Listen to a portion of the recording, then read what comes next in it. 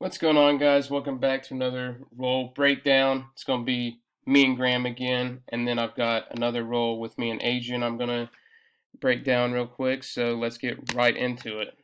So, we slap hands, grip fighting.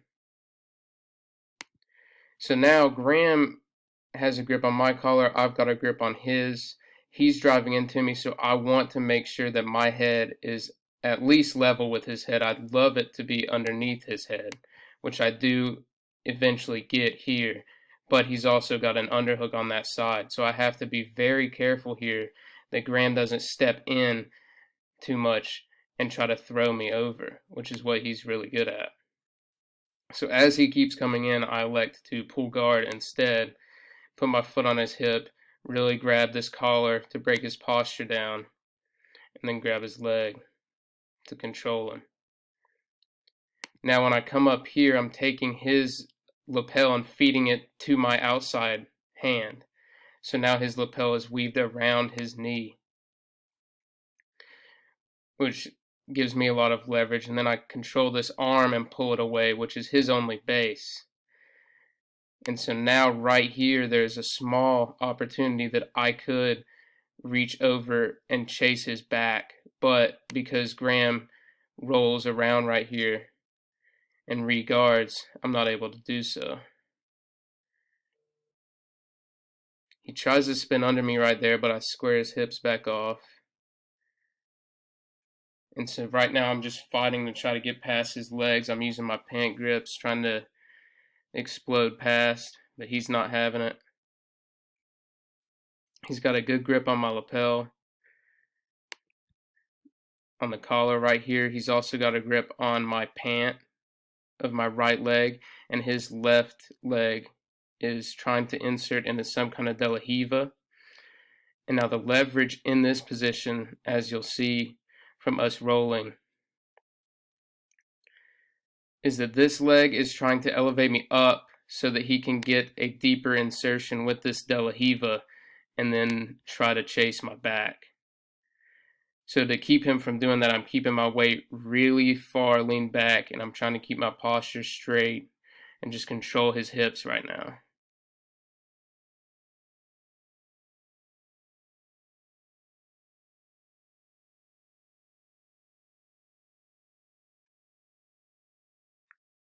Boom. So right there, we'll rewind that because I think these are important and I've been working on them. So I create space right here.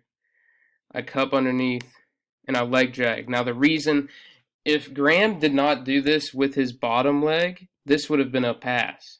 But as I stand up, watch Graham's leg right there. His bottom leg shoots underneath and between my legs. If he would have kept his bottom leg outside my leg, like when he had the De La Hiva, I would have passed off this leg drag. But because when I stand up, he shoots his leg underneath, I do the leg drag. Now we're in this leg lock scenario where he's trying to push me back and away so that he can attack my leg, and I'm trying to get chest to chest with him. And the big part of me doing that is fighting his knee position right here. So you can see I push his knee over and trap it under my other arm so that now I'm more chest to chest with him. So I won that, but my leg is still stuck in here because, like I said, he had that bottom leg underneath. And now he's trying to attack my neck in order to create space, which works. So now he's on my leg. I sit back and just stand immediately right back up because I didn't want anything to do with getting in leg exchanges with Graham. Right here, looking back on it, I should have probably just tried to blast past his guard. I probably gave him a little bit too much time to stand up.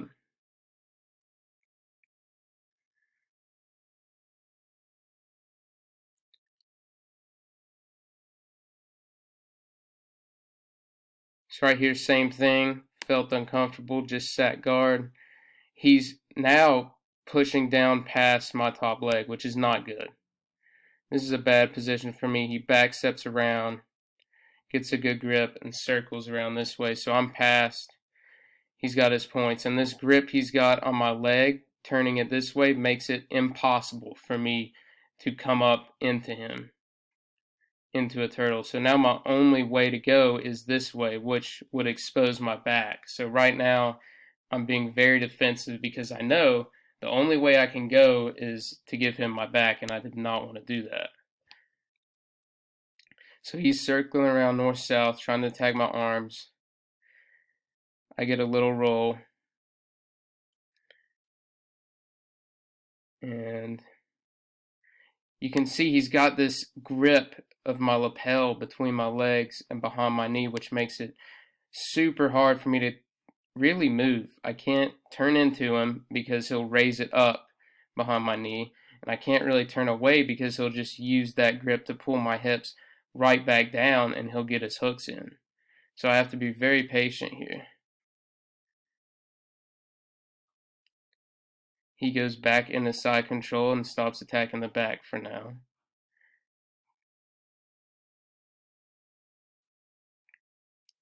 And he's circling back to north-south again. And he's trying to isolate this arm right here. You can see he's trying to get behind that elbow. And I'm trying to do as much as I can, even though he's got that grip there, to keep him from doing that.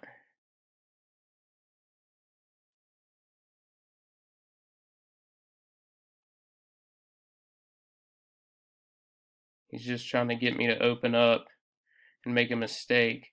Now, as I come up here, I make sure to keep both of my hands out from between his legs because I do not want to get caught in a triangle. So I trap that over here, and now he is going to go in and start attacking this leg, but watch what I do with this foot that keeps him from doing so. So this foot sneaks, and I put it behind his knee. So now the leg that he's attacking, if my foot of that leg is behind his knee, he can't do really any effective leg locks from there, at least legal leg locks at our level. But what eventually keeps me from getting this pass, because I'm going to come up into a leg drag position, is his grip right here. This grip keeps me from being able to circle over to his back.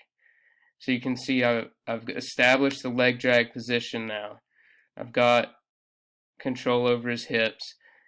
If he didn't have this grip, I would just reach over and take the back. But because he has that grip, it's keeping me from being able to climb up his back. And he just re-rolls and reinserts into another leg entanglement here.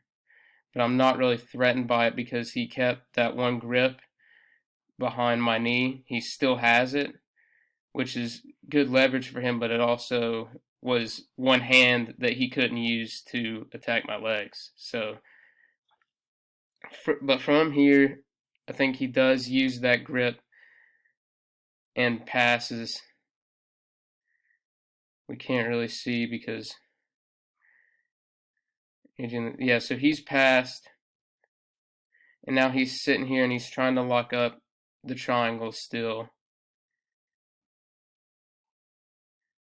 I bought a little bit of time, if you can see it, by taking his leg and I locked it up between my legs, but eventually he got them out again. Yeah, right there you can see.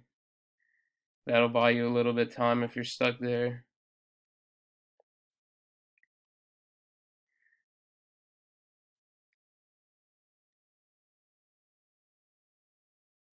And he finally establishes the triangle control and the bell rings. So I was saved by the bell right there. And now I'm going to break down real quick my roll with Adrian.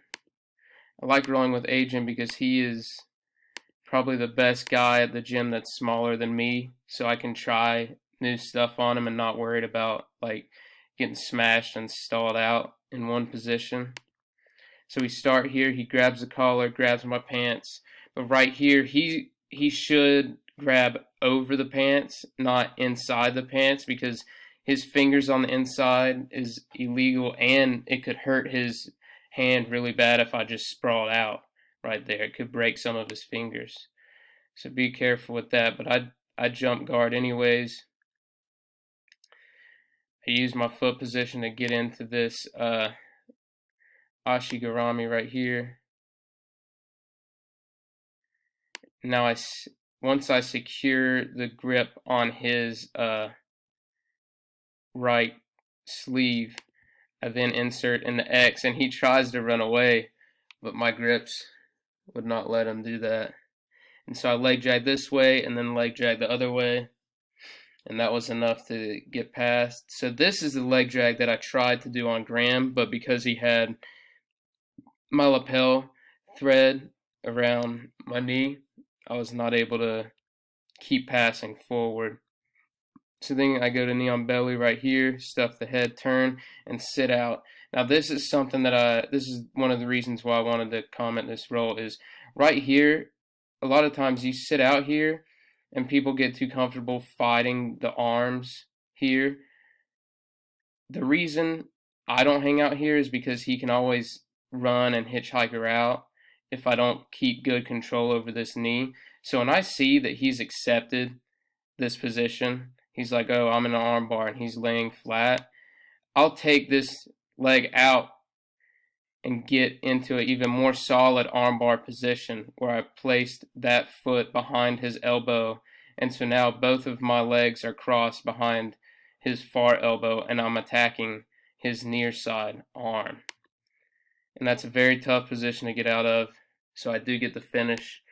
And then we're talking about certain chokes, and we go again.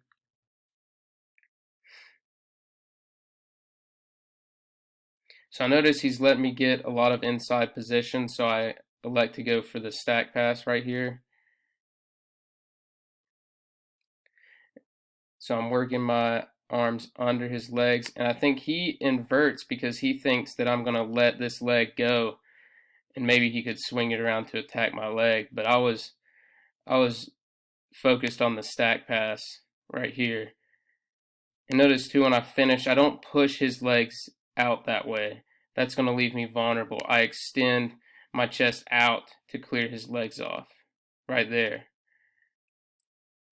That keeps me more locked in to the position and makes it harder for him to escape right there.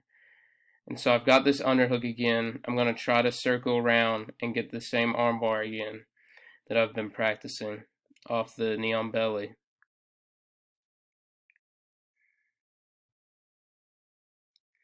And I do the right thing at first. I use that as an underhook and cup his head and drive him down again, which is the right thing to do. And then immediately after that, I figured he would give up trying to stand up.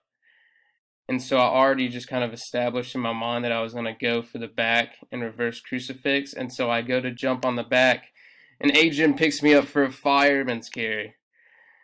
So now I get my base, and he jumps on my neck, which is good. Now, if you're ever stuck here, there's pretty much two things you can do. One is what you'll see me do eventually, and the basic way to get out is I would take my right hand, this hand, and loop it over his back and get as high of a grip as I can, and then start circling out this way, and then use my knee to bump his knee down, and then circle and strip this grip. Or you can fight the hands like I do right here and sit out and elevate them over, which will give you a little bit of time to win that hand fight and get out, which is what I end up doing here. So I strip his hand, I'm out, I've got this underhook, he feels that I'm coming up, so he does pretty much the only thing he could do from this position and go front headlock. But I'm able to get this hook around, which is the enemy of this position here. And so I pop out and take the back. And then I believe this is where the round ends. Yeah, so that's it. I hope you guys enjoyed this roll commentary. There will be many more to come. Peace.